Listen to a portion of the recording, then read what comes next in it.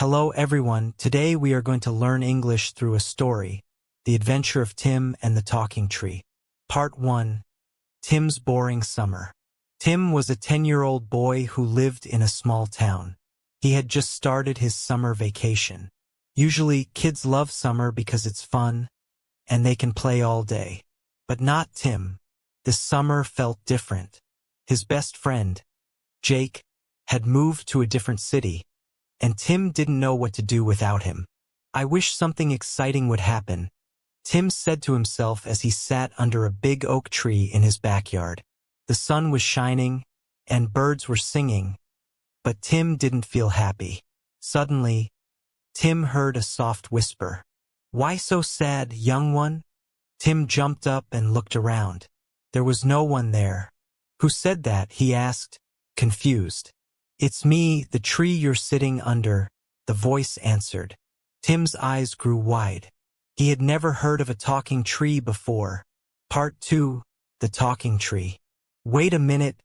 Trees can't talk," Tim said, still in shock. The big oak tree shook its leaves gently, like it was laughing. "Most trees don't talk to humans, but I'm different. My name is Oakley. I've been around for hundreds of years, and I've seen many things." Tim's boredom quickly turned into excitement. "Wow, you can talk? What else can you do?" he asked, feeling curious.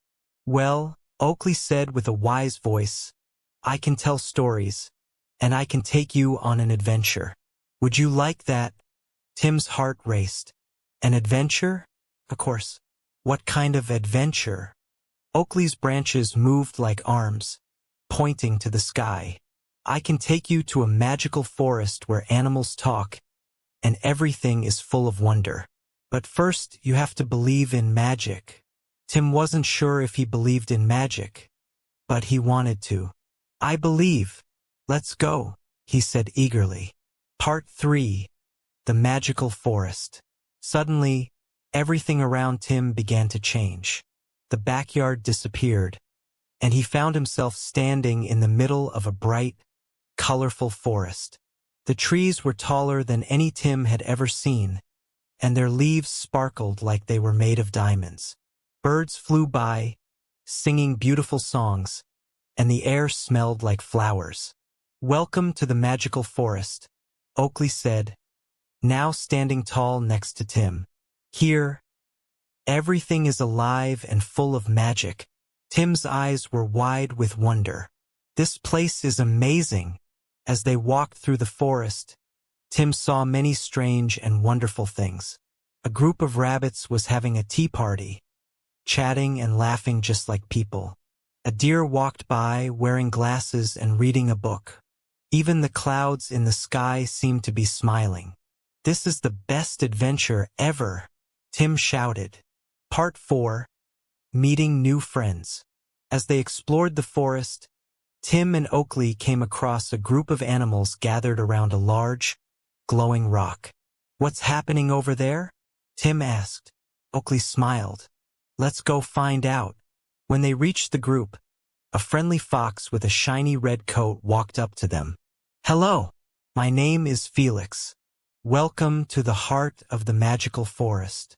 Tim introduced himself, and Felix explained that the glowing rock was a special magic stone that helped protect the forest. "But lately, something strange has been happening," Felix said. "The magic stone is losing its glow, and we don't know why." Tim felt a rush of excitement. "Maybe I can help," he said. "What do we need to do?" Felix looked thoughtful. "We need to find the guardian of the forest. He knows everything about magic, but he lives deep in the enchanted woods, and the path is dangerous." Tim's eyes lit up. "I'm not afraid. Let's go find him." Part 5. The Journey Begins. Felix, Tim, and Oakley set off on their journey to find the guardian of the forest. As they walked, the forest became darker and more mysterious. The trees were taller, and strange noises echoed in the distance. "Stay close," Oakley said. "The enchanted woods can be tricky. Sometimes things are not what they seem." Tim stayed close to Oakley and Felix, feeling both nervous and excited. Suddenly, they heard a loud growl. A giant wolf appeared from behind the trees, its eyes glowing bright yellow. "Who dares to enter the enchanted woods?" the wolf growled. Tim's heart raced, but he stood tall. "We're here to find the guardian of the forest. We need his help to save the magic stone."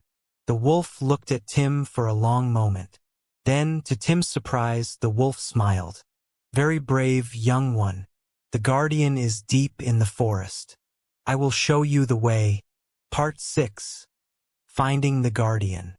With the wolf leading them, Tim and his friends walked deeper into the woods. After what felt like hours, they reached a clearing where a small, cozy cabin stood. Outside the cabin, an old owl sat on a wooden bench, reading a large book. "Is that the guardian?" Tim asked. "Yes," the wolf said, bowing his head. "That is the guardian of the forest." Tim walked up to the owl and cleared his throat. "Excuse me, are you the guardian? We need your help to save the magic stone." The old owl looked up from his book and adjusted his glasses. "Ah, the magic stone. Yes, I've heard about the trouble. But saving the stone isn't something I can do alone. You will need to solve a riddle to restore its power." Tim felt a little nervous. "What kind of riddle?" The owl smiled and said, "Here it is. I speak without a mouth and hear without ears. I have no body, but I come alive with the wind. What am I?" Tim thought hard.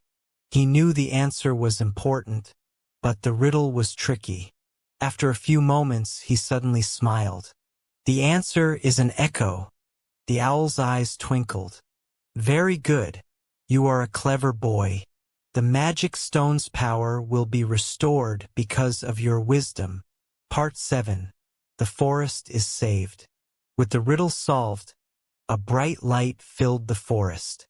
The magic stone glowed stronger than ever, and the forest came alive with joy. Birds sang louder, flowers bloomed brighter, and all the animals cheered. "You did it, Tim," Felix said, wagging his tail happily. Tim couldn't believe it. He had helped save the magical forest. "This is the best adventure of my life," he said. Oakley smiled down at him. "You showed great courage and wisdom, Tim. Remember, magic is everywhere if you believe in it." Part 8. Back home. Suddenly, everything began to change again. The bright forest faded, and Tim found himself back in his backyard, sitting under Oakley's branches. The sun was setting, and the birds were singing softly. "Was it all a dream?" Tim asked, looking up at Oakley. Oakley's leaves rustled in the wind. "Maybe it was, or maybe you just had your first magical adventure. Either way, I think you've learned something important today." Tim smiled. He had learned that even the most boring days could become exciting if you opened your heart to adventure. And who knows, maybe there were more magical adventures waiting for him. As Tim went inside his house, he couldn't stop thinking about the magical forest, Felix the fox, and the riddle of the magic stone. He knew that no matter what happened next, he was always ready for another adventure. The end. Moral of the story: adventure can find you when you least expect it. Magic is everywhere if you believe in it. Curiosity and bravery can lead to great things.